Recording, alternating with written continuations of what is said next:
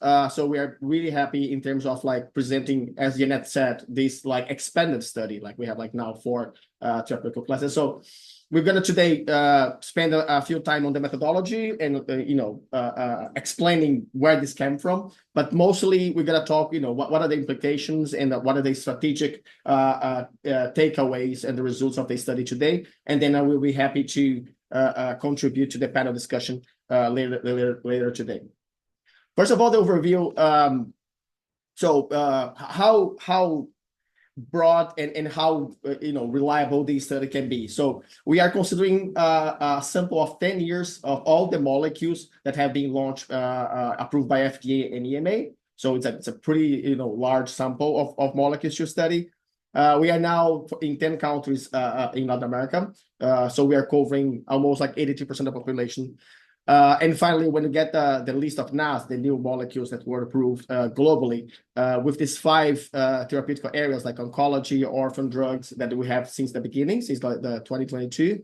But now this year, cardiometabolic, central nervous system, and inflammation. So with these 5 therapeutic areas and all these molecules included on these therapeutic areas, we are covering around 80% of all the new molecules that we have launched in the last 10 years. So this said, I want to start, the study saying, for now on, last year I was always saying that this represents only oncology and orphan drugs. That we must be careful in how we look for the study. This year we can change these and say that this represents a lot of like how access look like and how availability look like in Latin America. One point that is important. We're going to use this word availability. Sometimes in Portuguese and in Spanish, the word availability can rapidly, link you to the regulatory approval. But when we say availability here, we talk about access. Access to the drug by or through governments or through private payers. And I'm going to explain better how we define these like degrees and these shades of access. So talking about a little bit of methodology, why this study also not only is broad and representative for Latin America, but like how this was built up. This is a collaboration with a number of actors into the healthcare and pharmaceutical industry space. First of all, it's a data-driven study. So we are collecting all the public available data that we have in all these 10 markets. Including public available sources in the governments, HTA agencies, regulatory bodies' websites. We're also using IQVIA data sets, especially the local data sets, to investigate and to validate the information that we collect. And also we have like both a regional, local, and global structure working on top of these databases. Also, there's a very important alignment across all the associations. So FIFARMA represents associations in a regional standpoint, but like all the decisions that are made in this study, all the alignment and all the definitions are validated by each individual local association in the specific country. So this is really important because this is not an IQVIA study or FIFARMA study. This is a study that was built up together into like almost like a consortium, a collaboration of like a number of actors. The laboratories, like the manufacturers, they also provide a very important support to the study. So every information that IQVIA collects or for IQVIA data sets are validated also by each manufacturer. So this also brings more reliability because you have like, a two-step validation of this data. And finally, this is a multi-format communication study. So today we're having the webinar. We're launching the study. So what you're going to see here today is a summary. It's just like a snapshot of the results. So what are the key insights? But then after this event at FIFARMA website, we're going to have the complete study document. This is the summary document that I'm presenting today. And then local studies, local white papers. There's a regional white paper in which we get like in a different format, like easy to read. But also we always invested in the academic and the information generation. So this study also is being presented at eSport in November. And also we have like a academic paper manuscript being submitted to the journals that are more relevant into Latin America. So as you can see, like this study aims to communicate with every different stakeholder that we have in Latin America in different formats.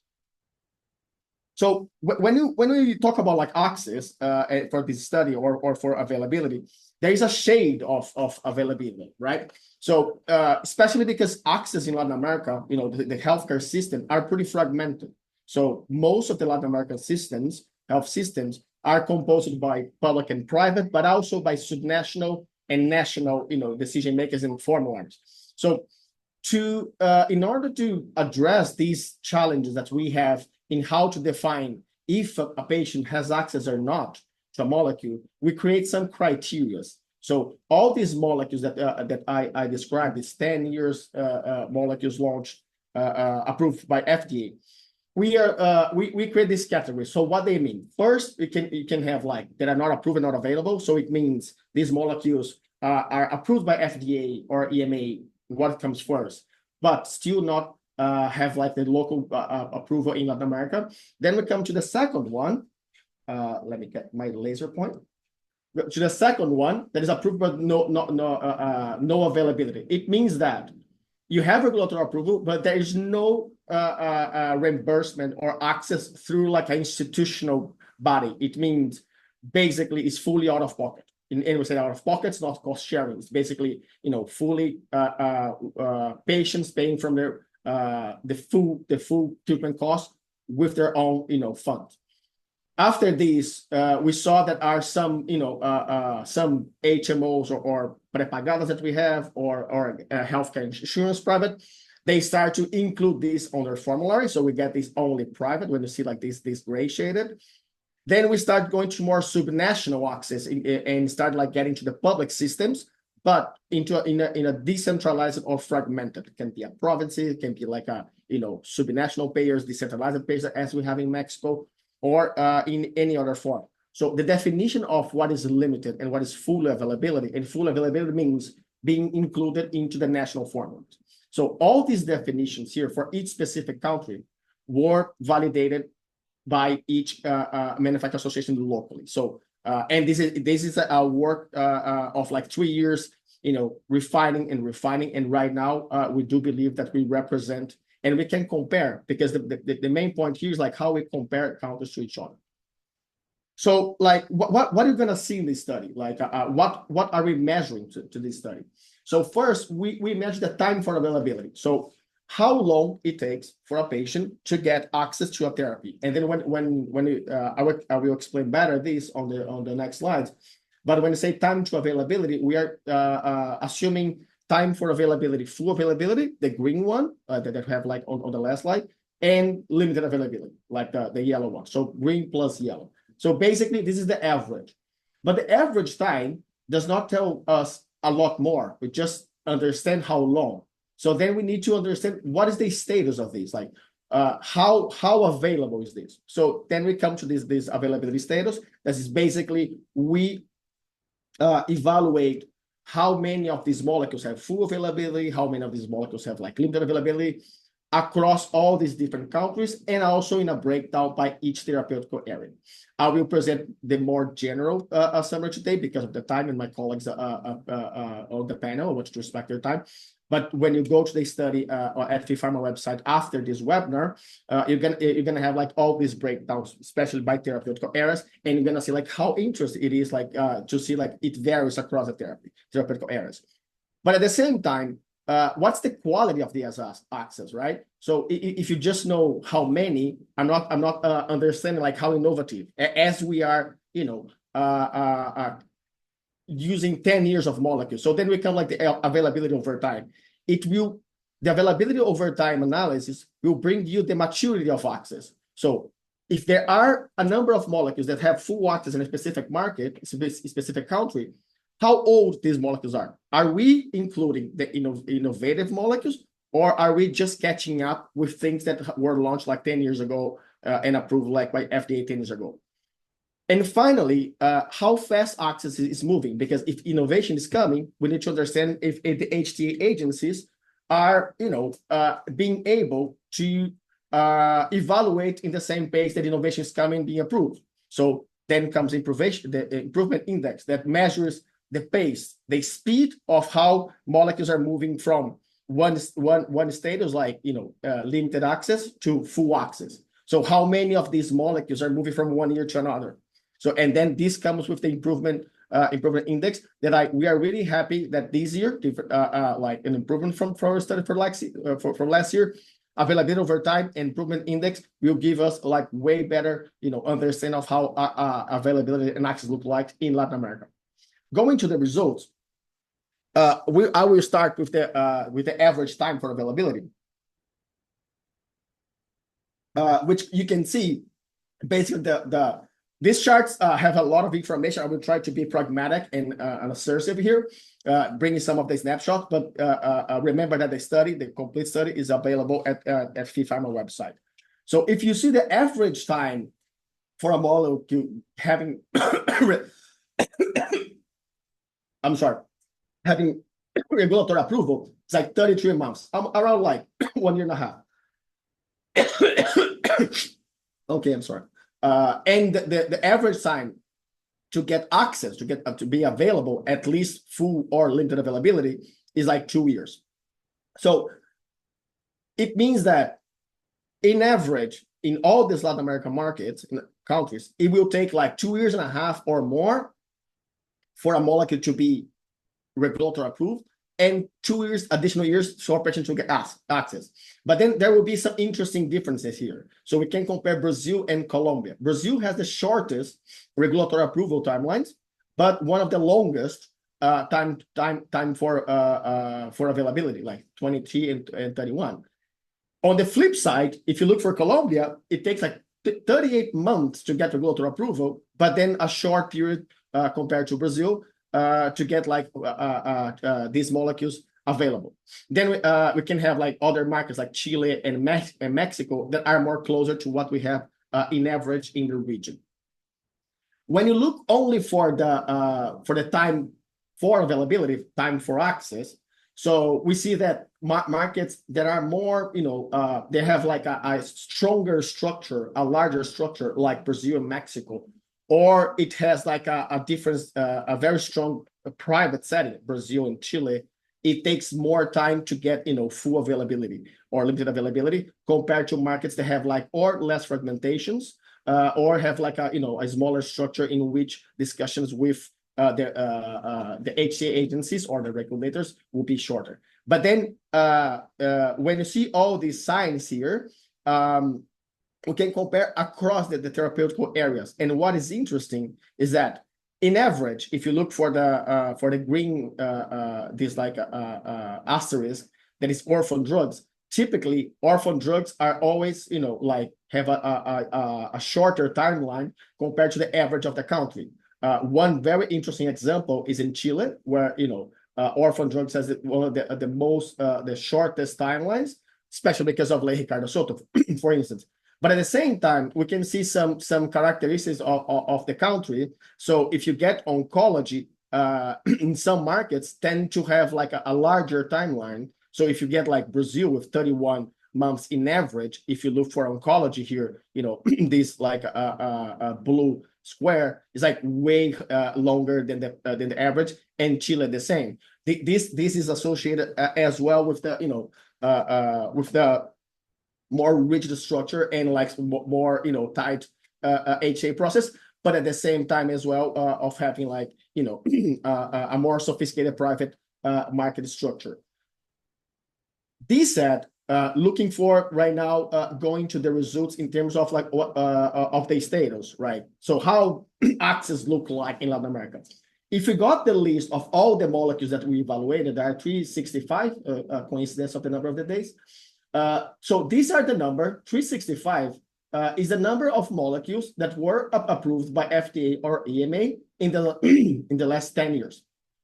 From these 365, 222 have approval in at least one of the countries in Latin America. So around 60% of the molecules are present in Latin America, but not necessarily with access, right?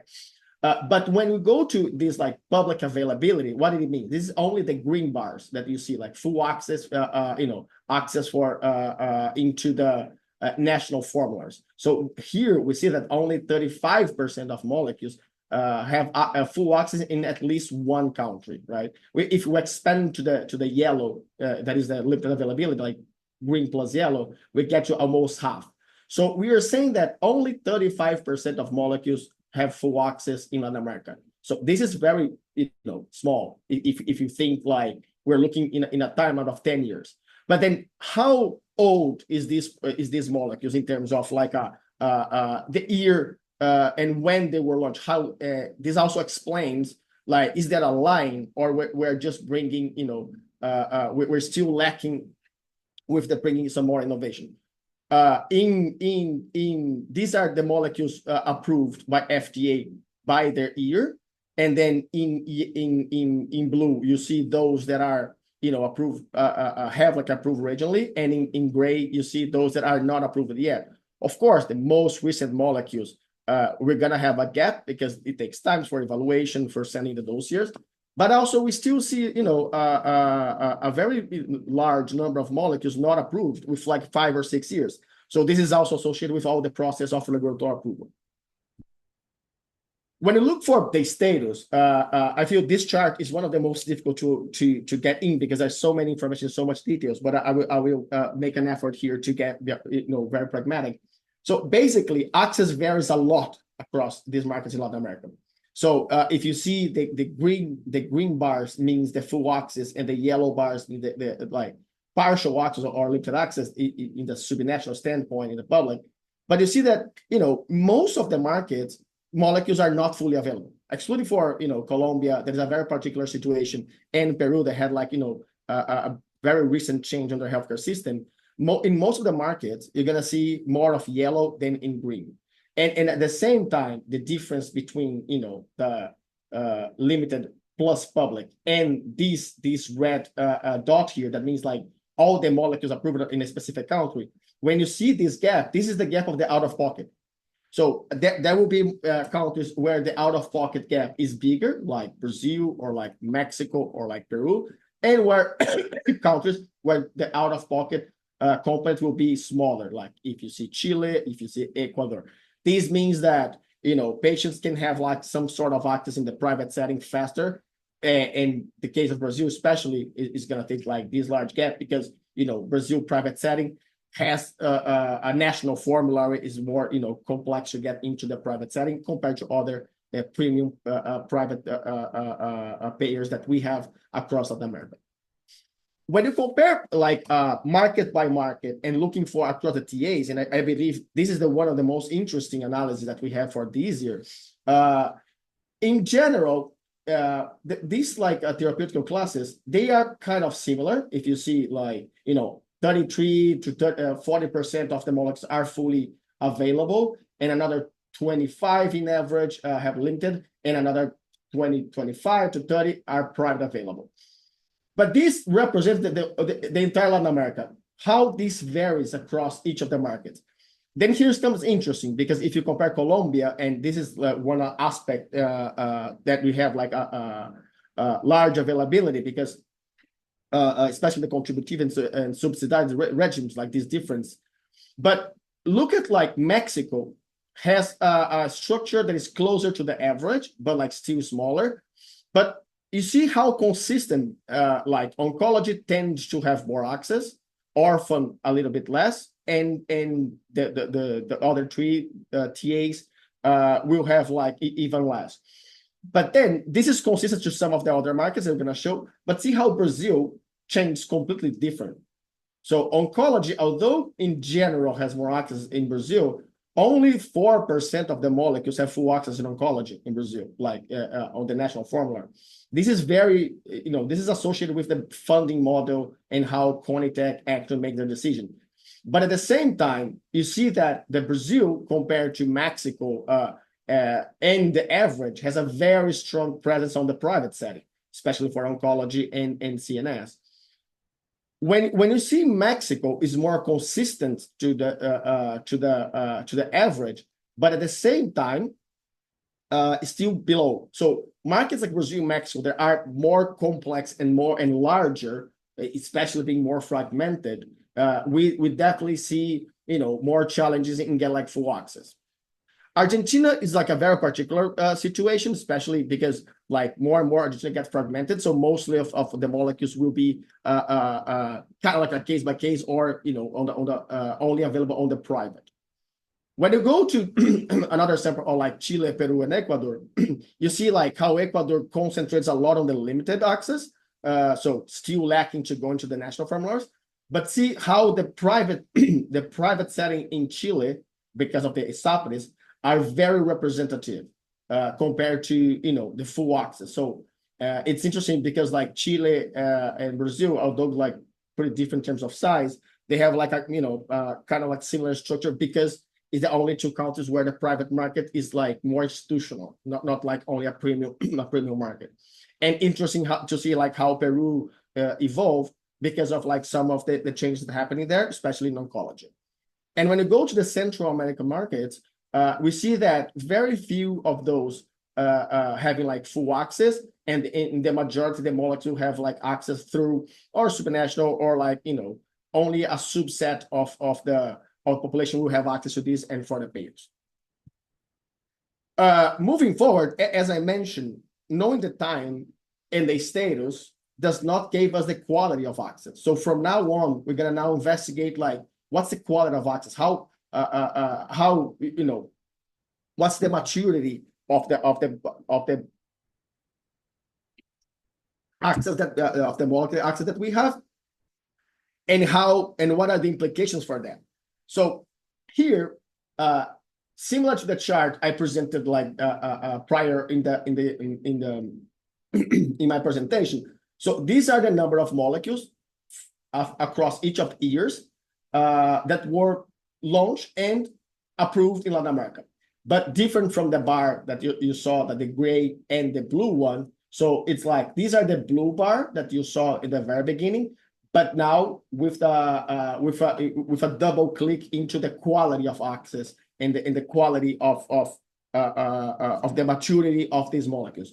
One thing interesting, people that might ask why 2016 is different. So this is one thing that happened in FDA. So the number of molecules approved in FDA in 2016 were like way lower because of several reasons there that is not like part of the study. But in general, if you see the gray bars more to the left, and when you look for this chart on the right side, is the same chart, but it like just in a proportional standpoint. Of course, it's expected to see like a downtrend here, because as more time a molecule is in the market or is in the healthcare system, the more time it has to be evaluated, and competition and all these aspects. However, when we look for the last 5 years, like access is almost none. So it's mostly are not available, or out of pocket and private. See how small molecules that were launched since 2020 have access, and not only in a proportional standpoint, but in a numerical standpoint. See like this sharp decrease since 2019 on, and this is not like only pandemic. Of course, pandemic has like an influence on that because the let's say the priorities of the systems had to be changed. But at the same time, it means that we are only catching up. So healthcare systems in Latin America are trying to include things that were launched 10 years ago, 8 years ago, are trying to include right now and make them available. And all the innovation that is coming is not being included. It's being like patients are not having access to this innovation. So we are only bringing things that are way older. And this comes a question like, if we have more modern options already in the market, why should we go backwards? Or why don't HTA agencies evaluate all these molecules at the same time, instead of only catching up and creating like just a line where you're going to wait for? And that's the explanation why it takes like in average almost 2 years and 2 years and a half to get access for the molecules, because we are literally only looking backwards. And this is one important message for the studies. Like, we need to look forward. We need to look for the innovation.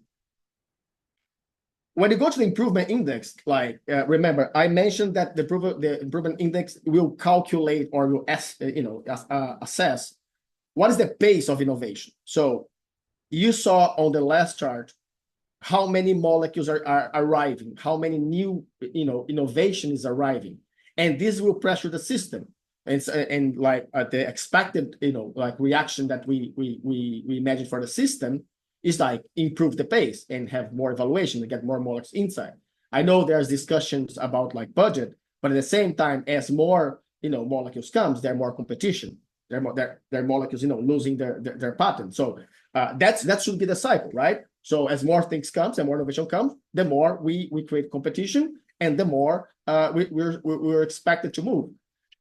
When you see only 13% of the molecules moved from last year to this year. And here's important, like we are only looking for oncology and rare disease for these status because we need to compare to the last year. So basically this chart represents the number, what you see in green represents molecules that moved, like or from private to limited, or from limited to full, or from out of pocket to private.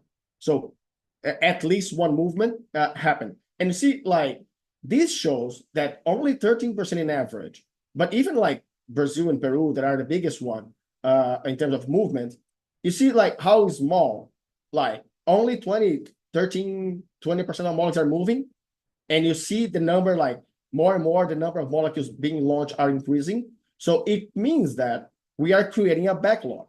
So we are not only catching up with old molecules, but also we are not catching up, in an appropriate pace. So we are getting a mature, a more old portfolio of molecules available for patients, and slowly. That's how these two, like analysis represents. When you go into more details, on the left side hand, you see the number of molecules that were approved during this study. So new molecules approved compared to the last year's study. And then here we see the molecules, see how many molecules are coming, like 21, 19, like, new molecules available in this, regulatory approved in this market. Only like Peru has its own specific situation because it changes the healthcare system. But when you look for, the remaining markets, like only a few molecules are moving. And when they are moving, you don't see that much of the green. That means moving from limited to full. You see a lot on the private. You see a lot in Brazil, private to limited. So it means that we are having like a node portfolio of molecules available. It's not moving fast. So it's not like getting access fast. And when it moves, it's not going to full access. It's still like trying to get traction across all these fragmented parts of the healthcare systems, right? So what we can get from this study to finish sharp on my time. So one, in terms of time for availability, it's a long road. It's a very long road, taking like 3 years to get regulatory approval, plus 2 years to get at least some subnational access in the public, like the yellow bar, the limited, is a lot. 5 years is a lot. At the same time, the majority of countries only have, access to a subset of molecules, as you said, as you saw on the status chart. So very few molecules are green full access. Most of the molecules are or private or limited. So we still have a long road to work to make, not only more molecules available, but fully available. When you look for the availability over time, there's a lot of challenges that must be addressed, especially to how can we make the new molecules available faster and not only catching up with the molecules that were launched that were approved by FDA 10 years ago, right? So how we make like more smart decisions. I'm not saying we don't need to include these older molecules, but like we cannot create just a line and like, we just wait for 5 years all the molecules. We need to be like more smart. We need to be more, strategic in how HTA is prioritized, right? And finally, we are not catching up. We are not moving fast. It's like more and more molecules are being approved in a regulatory standpoint. So innovation is coming and it's arriving, but like we are not being able to make this innovation available for patients. And then this is how I want to finish this study. I feel the last message is like, not only we need to be more strategic in how we prioritize the decision making of HTA, of molecules, but also need to move fast. Otherwise, more and more, we're going to create a backlog, and it's going to be more and more and bigger and bigger. This said, thanks, Janet. Thanks, FIFARMA, for the opportunity of presenting today. Thanks, André. Creo que es una presentación que nos muestra. Thank you, Andre. I believe this is a presentation that truly shows the challenges that we have in the region. The question that always comes up is why it happens and the reasons why it happens. And we try to be very consistent with this message because this is just a snapshot of what is going on. Here, we are not, in this study, we are not necessarily going to the root causes. Maybe what we want to do next year is to have further studies on the actual reasons why this is happening. But anyway, I believe that the study is extremely valuable because it is a very large and well-organized set of information that allows us to have conversations on all the actors of the healthcare systems of a country to see how we can analyze the causes, but also to see how we can address the outcomes, the results. I believe that this is a study that's very valuable for us, particularly at FIFARMA. We use it a lot, and I increasingly find new organizations that start seeing the great use of such a study. Thank you, Andres, for all your leadership in this project, because for us, it has been very important to be able to evolve with you in the kind of the reporting that we do, and it is becoming an increasingly robust tool to work. Now let us move on to the next stage of this webinar. And I want to invite Francisco Rodriguez. I love having Francisca Rodriguez. I say Francisca is an epidemiologist, physician from Chile. She works in the pharmaceutical chamber in Chile, but she also leads our Access to Innovation group. She has been very active in this study, and she has supported the refinement of this, or the fine-tuning of this. The first version had lots of adjustments, and now we have even further and more sophisticated adjustments. And so I believe it's become increasingly relevant study for all of us.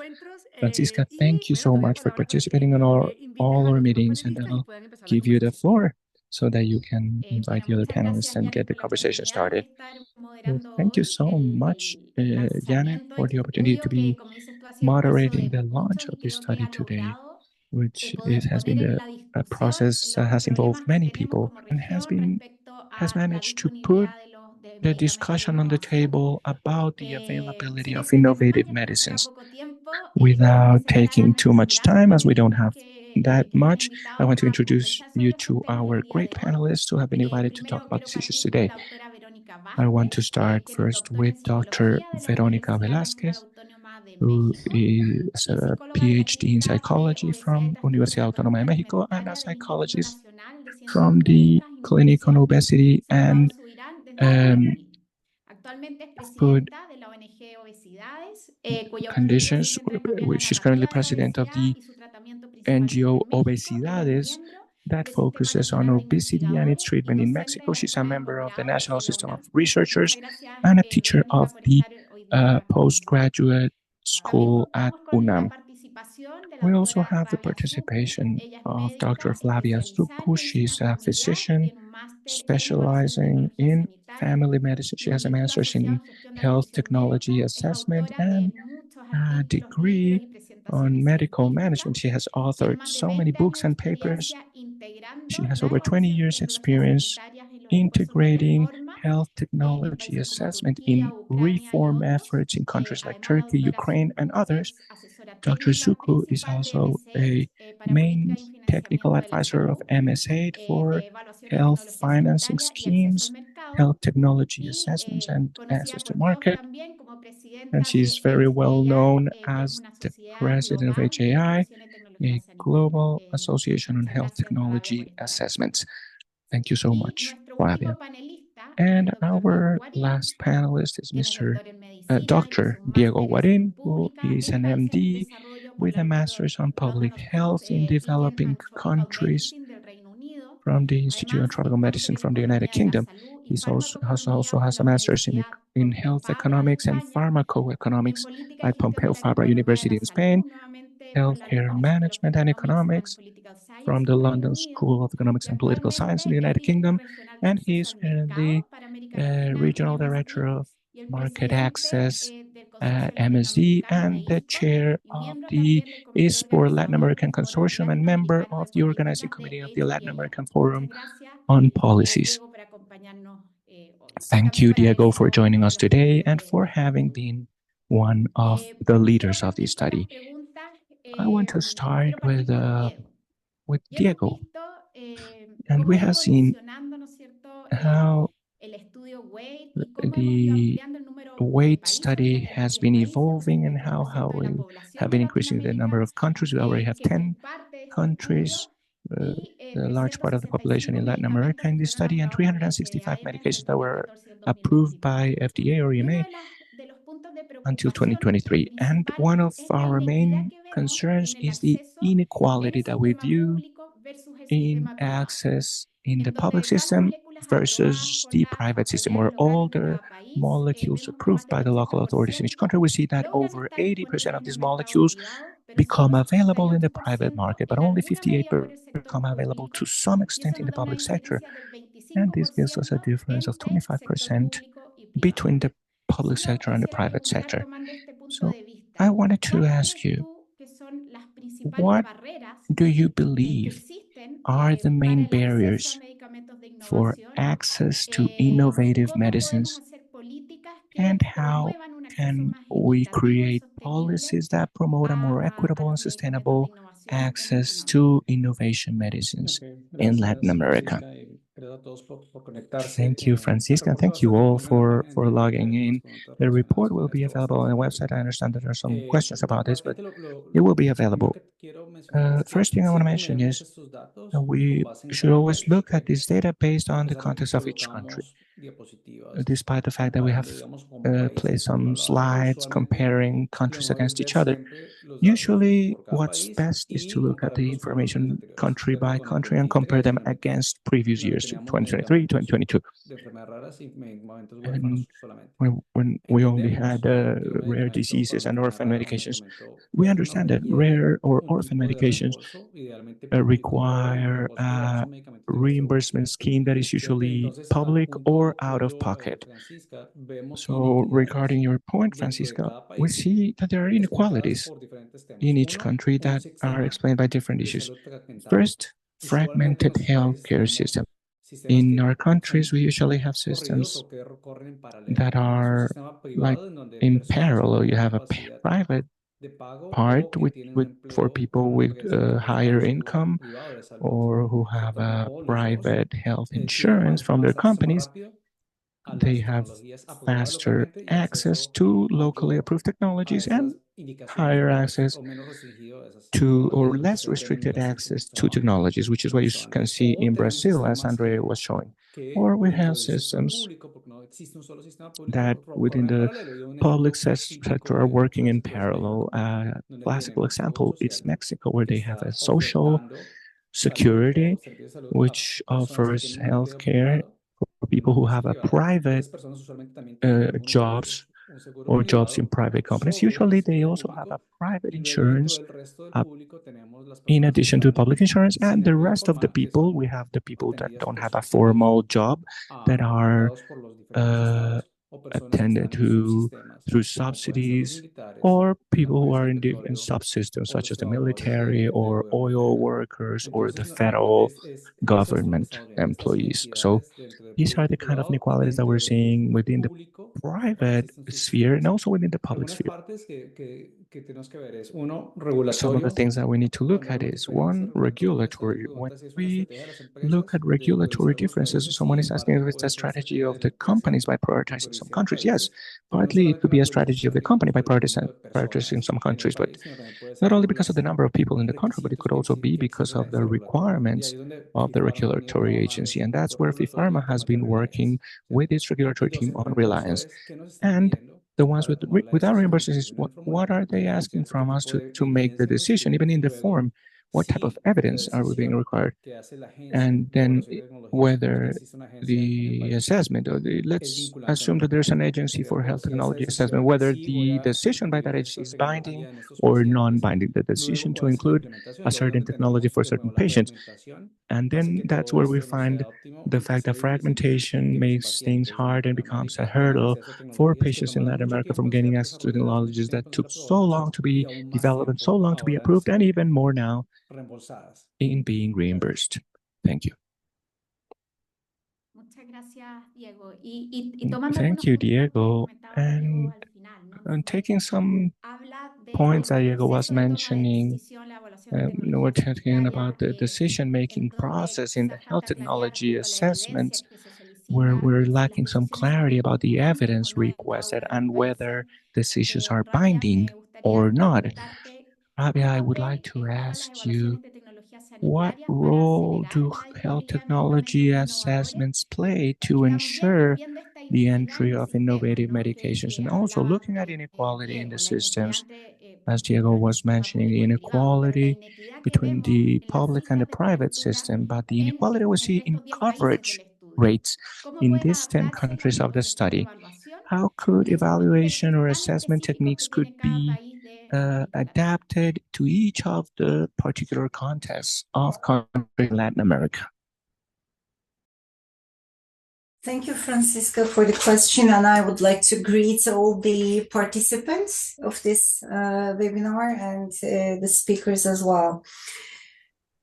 So before we go into the HTA discussion, I want to emphasize, first of all, the congratulations for this broad study, because these results are extremely important to have understanding of the big picture of patients' access to especially the recent pharmaceuticals. And also, when we look at this data, I think other speakers also mentioned, it's very important to see, as Janet mentioned, the root causes or details about country comparisons. As your question is about equality, I think it gives us further deeper dive into the data, will give us more information about those differences and root causes, potential root causes with perhaps further study. The big part about this kind of studies is we should never forget it's about the ecosystem, whether it's approval process or HTA process or the latest access of patients to the system. It is the ecosystem. It's the decision-making ecosystem. We can never solve an issue just focusing one part of the ecosystem. We should focus on all of it, and HTA is only part of it. But for the sake of this conversation, I will only cover HTA discussion. Assuming in this presentation the approvals are done, what helps us most understanding the value of the technology and make decisions on whether we should reimburse or not from the policymaker's perspective, the major tool that can help us is health technology assessment. Because the aim of health technology assessment to determine the value of technologies, in this case pharmaceuticals, anywhere in the life cycle, but in this case it's after the approval, determine the value, look into what is available in the country, what are the comparatives, where we are with managing the conditions, and see it how the new pharmaceutical can provide value for our patients and for our system, and then inform decision makers on how they can make the decision. So if it is about determining the value and informing the decision-making makers, it means that if you have HTA well established in a country, it means you can make your decisions based on evidence. You can have value-based decisions. You can have, if you have a good process, engagement of stakeholders in the process. You have well judgments of the value, and at the end you may have better informed decisions. And going back to the equality discussion, you have a fair process. It means your decisions will be fair, your decisions will be equal for anyone who can benefit from it, but also from the policymaker's side, it is justifiable. So as a policy maker, you can stand by your decision.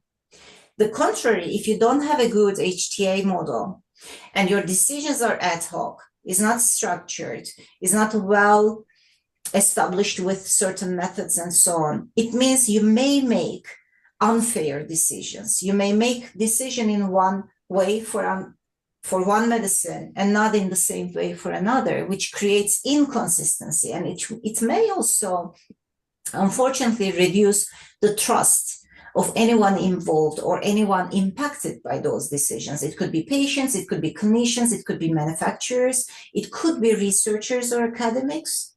If they don't trust the process, they will not trust your decisions. So that's why it's very important to have an HTA process in place and how HTA helps with evidence-informed decisions. If you look deeper into this data, because this was a limited time, so we didn't see all the data, but it would be worth going deeper into which of these countries have well-established HTA functions and which of them are perhaps introducing or not there yet, and whether these affect the ultimate outcomes here. So whether this affects the access for patients' access to the medicines. Why I'm saying this? Because for your intervention to this may be different. If you have no HTA process in a country and you see delays or inconsistent decisions, your focus could be introducing an HTA model which helps the country's decision-making ecosystem.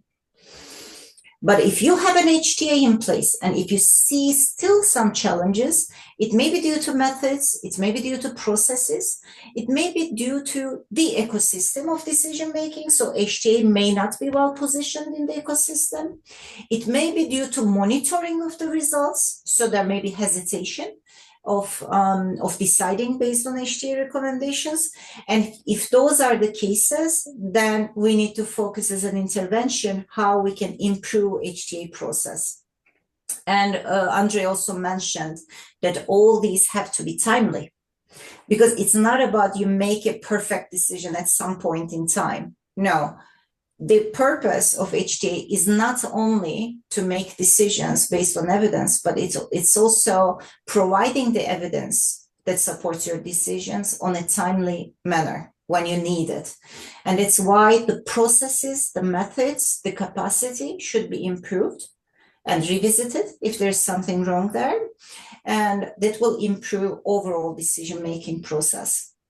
So shortly, when I conclude my time, I want to say that HTA is there to facilitate value-based decision-making. And if you have HTA, it can help you with solving some of the problems, not all, because it always goes back to the ecosystem in general. Thank you. Gracias, Fabia. Y creo que pones muchos elementos Thank you, relevantes sobre la Fabio. And I mesa. believe there are many Creo relevant que elements on the table that responden you're putting a in. la pregunta que le quiero And hacer this a Verónica. kind of joins the Comenta question that I want sobre to ask la Veronica. relevancia de tomar You were decisiones telling us basadas about en the el valor, relevance la of relevancia de making la confianza value-based decisions entre and los the diferentes importance of actores, trust la among the relevancia de tener different decisiones stakeholders, justas and the relevance y of making que todos los fair actores estén, ¿no? decisions and having enterados, all stakeholders participen de este proceso. involved and engaged in these Y desde processes. ahí, And from Verónica, hemos there, visto Veronica, we have las seen coberturas, sobre todo that the la inequidad, ¿no es coverage cierto?, entre el and sistema particularly público-privado, the las coberturas inequality between the public and private system bajas en muchos and the low países, coverage y in many también countries, los tiempos and also para tener acceso a la innovación son muy the largos. times for access to Como innovation are quizá very André, de lengthy. alrededor de And 5 Dress años, was ¿cierto?, showing promedio that demora un paciente en obtener 5 y years su on medicamento, average, tenerlo en la a patient mano, would take to get en their tener acceso a medication él. and having access to ¿Cómo it. afectan estas How do you, cifras? ¿Cómo afectan how does tasas do de these cobertura, los figures and these tiempos coverage para rates obtener cobertura affect a los the pacientes, en times particular a los pacientes con to enfermedades availability, cardiovasculares, particularly y la for obesidad, y qué impacto cardiovascular tiene patients esto and obesity en la patients? calidad de vida? And what is Y the además impact de in eso, ¿qué life pueden hacer quality? las And organizaciones in de la addition to sociedad that, what civil can civil también society para mostrar este organizations do problema, para mostrar la to raise relevancia de awareness tomar, about this como te problem decía, and raise awareness about decisiones the basadas importance of en making, as valor what y I den was saying, cuenta también de las value-based necesidades y las decisions that urgencias que account tienen las poblaciones for the needs and afectadas the por el urgency coronavirus. of a population that are affected by these Pues diseases. definitivamente Well, I believe that we all agree that in health, timing is of the essence, as is the quality of the service. In the case of cardiometabolic diseases, and I'm talking about obesity particularly because which of these diseases are not related to obesity? I mean, a patient with obesity can develop diseases such as cancer and other health conditions that will surely affect their quality of life. You know, what happens with some cardiometabolic diseases that are not attended to or that are not, that the causes are not properly identified and therefore they are not tackled. So they wait until the patient is in a serious condition and in an urgent need. And connecting this to obesity, well, oh, it's been 11 years since obesity has been defined as a chronic disease, but let me repeat this. This disease is associated with other diseases such as cancer, diabetes, cardiometabolic diseases such as hypertension, uh, infarction, and it's not treated as such. It's not treated as a chronic disease because we continue to think that it's the patient is to blame and it's about diet and exercise.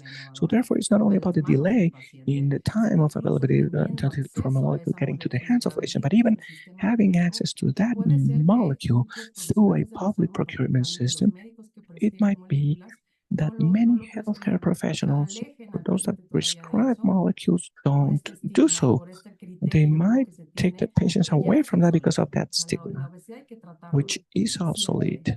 Obesity needs to be dealt with always. So one of the situations that I've been able to see as regards to obesity and in all these years that I've been working with the patients in a public institution is that, which is that we're not dealing with the patients with the dignity that they deserve, and we're not dealing with the need for obesity to be recognized as a disease. And just look at the distrust that there is with the molecules, particularly in obesity.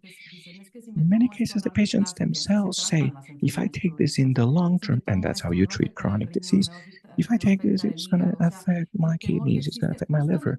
So there's a fear precisely because there have been molecules that have been taken to market and have been offered to patients without taking into account the adverse effects and the methodology behind the evidence and all the benefits of these innovative medicines.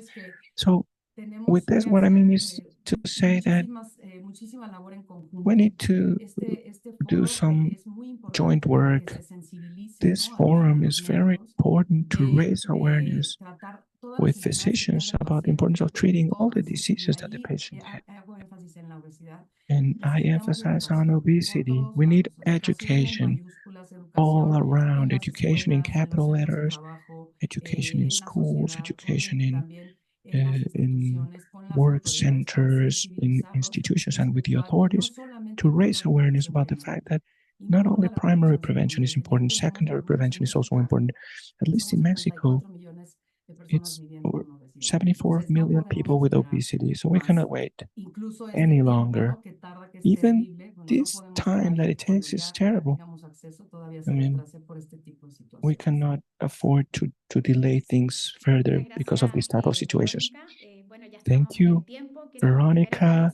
We have reached our allocated time, but I want to thank our super panelists, Diego, Fabia, and Veronica, and maybe just uh, keep some words from you, from each of you. First, understand the importance of the evidence, understanding inequalities, also the importance of having value-based decision making, and the importance of having all the actors and working with education in capital letters.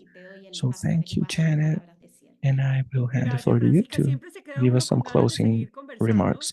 Thank you, Francisca. We always want to continue talking, and we would always like to ask more questions and make more analysis. I think this is part of a challenge. And there are some key messages I just want to leave you three takeaway messages, thanking the panelists and you, Francisca, for the moderation. First, Latin American patients have access to a fraction of the innovative medicines that are available worldwide. That's the first message. And this fraction is around 10% when you're talking about full total availability. So it's a very low fraction. The second take-home message is access times are way too long. For a Latin American patient to get access to an innovative medicine, it takes from around 4.8 years, 4.8 years. So apart from the fact that we have a fraction access, we are getting things way later than other countries globally.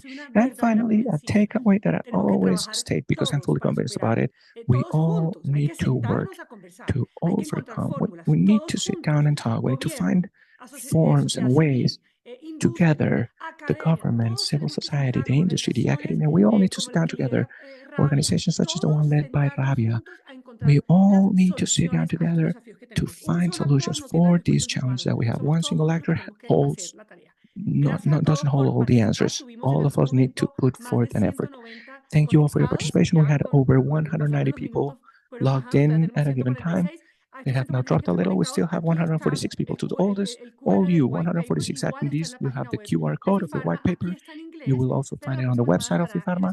You have it here in English, but next week we will have it in Spanish and in Portuguese. Thank you once again. Thank you for joining us in this launch. And I hope that this document and this report may be used to have some very interesting and relevant talks and information for us all. Have a great day, everyone.